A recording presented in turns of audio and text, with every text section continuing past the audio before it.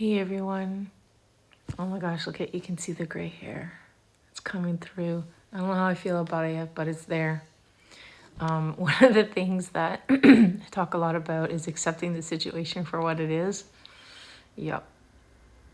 Anyway, it's not super evident yet, but they're starting to come through. That means I'm getting wiser. All right, so I just wanted to come on today and just chit chat a little bit about the mind-body connection and being in the present moment. Those are really the foundational attitudes or skills of practicing mindfulness. At its core, in its most basic sense, really being in the present moment is what mindfulness is really all about. So when we're thinking about the present moment and how we are in the moment, we are looking or and evaluating the current status of our lives. So also our relationships with others, but most importantly, the relationship with ourselves. Because when we notice how we interact with ourselves, when we notice our thoughts, when we notice our behavior, all of these things, that is when we become more self-aware. But the first step is to notice. It's about paying attention purposefully to each passing moment with complete awareness. And that involves embracing both the positive and the negative aspects of whatever experience that you are living through. So what do I mean by this? Well, the present moment refers to now and everything that's happening in that moment. It's just really about noticing and embracing whatever is present as you engage with yourself in your daily activities or your surroundings. You could be at work, right? And how you interact with others. It's just really basically being aware of where you are, what you are doing, and paying attention to what's going around you, but also what's going on inside of you. So let's say, you're at work and you're dealing with like an influx of responsibilities and you're just not sure how to handle it. Being in the moment would be looking at the situation, at the people around you, at your environment, your setting, whatever. And then looking within, how is this making me feel? What thoughts, what am I thinking, right? And how is that making me feel? Okay, I'm feeling a little bit stressed out right now. I'm feeling a little bit overwhelmed. Okay, that's noticing. It's noticing. It's just really consciously or a conscious effort to bring your attention to the present without really dwelling on the emotion that you might be feeling at that moment or dwelling on the situation or the stress or whatever's going on. It really just involves directing your focus, whether it's your thoughts, your emotions, your body sensations, or the environment around you, and just really being fully engaged in whatever that it is you're doing. But it's doing it in a way that is without judgment. That means accepting those thoughts and those feelings as they come without labeling them as good or bad. It's about really being open and curious about what it is that you're feeling. And by curious, I'm not talking like a 4-year-old curious and, it's just, okay, why am I feeling this way? What's happening? How am I feeling? Why am I being triggered? It's a matter of fact approach to the circumstances, and then grounding yourself in the sensations of the present moment. So if you're feeling overwhelmed, if you're feeling stressed out, one of the really good ways to ground yourself is to breathe. And I know that sounds like a really simplistic way of grounding yourself. It really is. It really is that simple, right?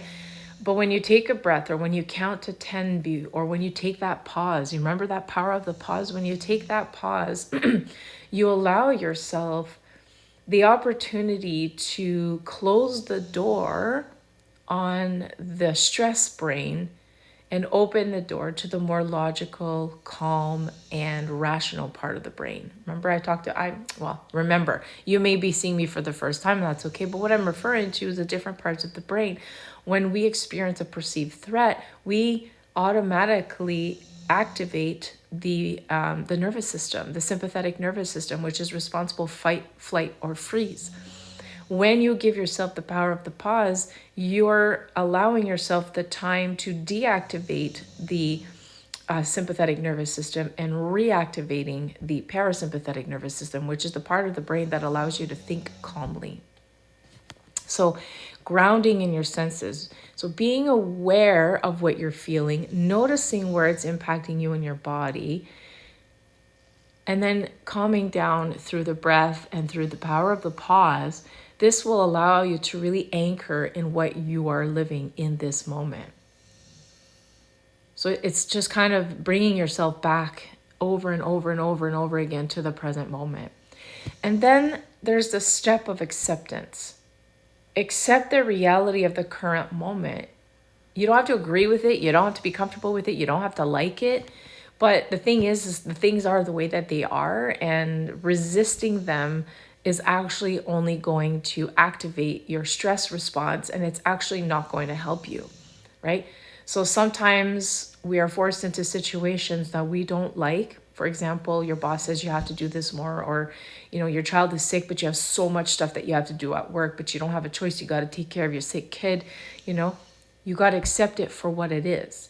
In an argument, a good example that I like to use, and I see this on TV all the time, they do it in a joking way, but I mean, really, there's a lot of truth to this. But a couple is arguing, and one couple is being super stressed, or one person in the couple is being super stressed out, and the other one's like, "Oh, okay, so we're doing this right now." Okay, that is a good example of accepting the way or the situation for what it is without denying or resisting it, and that's accepting, right? Can't control what other people say, can't control what other people do. The only thing you can do is ground yourself, notice, and accept it for what it is so that you can act accordingly.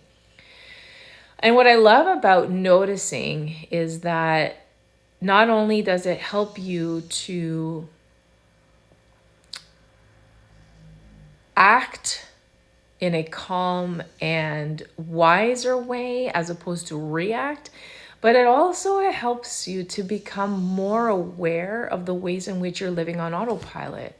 For example, we have these recurring thoughts and recurring emotions that keep coming up for us, and we act in certain ways in certain situations automatically. We don't even notice that we're doing it. And so by becoming more aware, by living in the moment, by being in the present moment, we can bring conscious awareness to each of those automatic behaviors that is continuously our go-to. And so when you start noticing these patterns, right? So being in the present moment really is about bringing awareness to your thoughts, your feelings, and your body sensations, and tuning into what you're sensing in that moment, paying attention to what's really going on inside of you, and then taking the time, that pause, to evaluate your next move. So when we take the time to notice, we become more aware of our mind without getting stuck in those stories that we tell ourselves, without getting stuck in self-criticism, without getting stuck in fear, without getting stuck in judgment, right? It just allows us to get to know ourselves on a deeper level and then tap into those inner resources, our intuition, right? That really can help us gain control over these things. Now, as you become better at being in the moment, at recognizing being more self-aware by noticing all of these things, you start building momentum and working through situations instead of always feeling like you're stuck in your emotions. You allow yourself the opportunity to step behind it so that you can stay calm. Remember I talked to you about the parasympathetic nervous system? That's what it allows you to do. And it can be hard to be with yourself at first, especially because it's not something we're innately good at. It's not something that we just do automatically. Like any new skill, you have to practice. You have to force yourself to say, no, okay, whoa. I'm feeling something here. What is this all about? And it's really assessing. That self-assessment piece is something that you have to force yourself to do.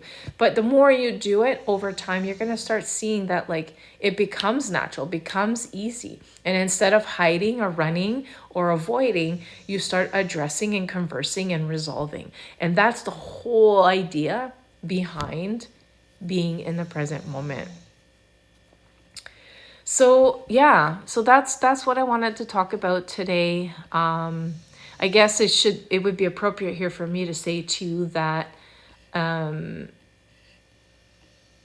you're in the present moment and noticing you also learn and adapt to being more comfortable at noticing the physical cues that come with noticing your state of being, your state of mind.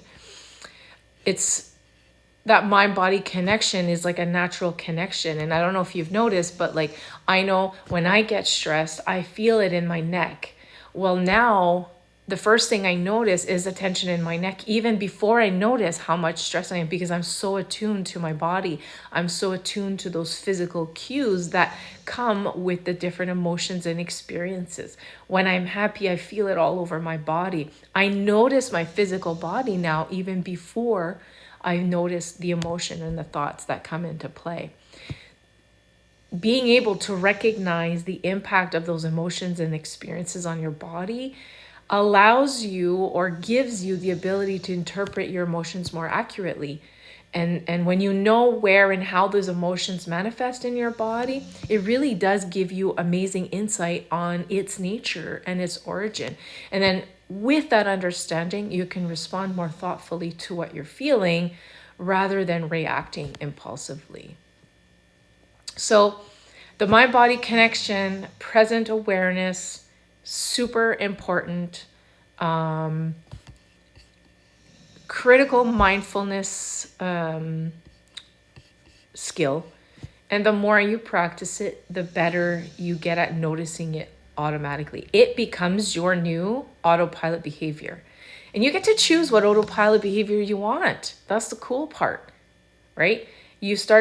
As you start working through and noticing some of the more destructive thoughts and behaviors, you can start saying, no, I don't want to be like that anymore. I want to notice these things before as they happen so that I can react accordingly. You get to choose that. You get to do that. And some of the things that you can do, or the practical exercises that you can do, involves mindful meditation, something I deliver. You can join my group anytime. But it really does allow you to tap into your intuition so that you can start working through some of this stuff. Yoga is another really great way to get in touch, because not only is this physical, it also allows you to enhance the way that you feel about yourself, but gives you the opportunity to do some reflection as well. Deep breathing exercises to calm the nervous system is really great. The body scan meditation, again, is really awesome because it allows you to pay attention to your entire body, body part by body part, so that you can pay attention and notice to what's going on. Obviously, regular exercise. I walk almost every day. I exercise 4 days a week. Really, really, really important. And connecting with nature.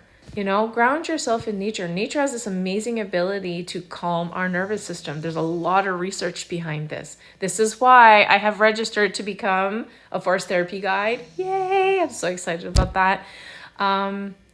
So yeah, get outside, connect with nature in a way that helps you to relax your stress or whatever emotion you're going through. I know that's what I do with my kids.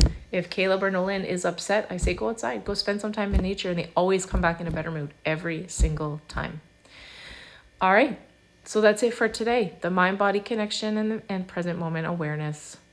If you need help, reach out. I can help with that. Bye.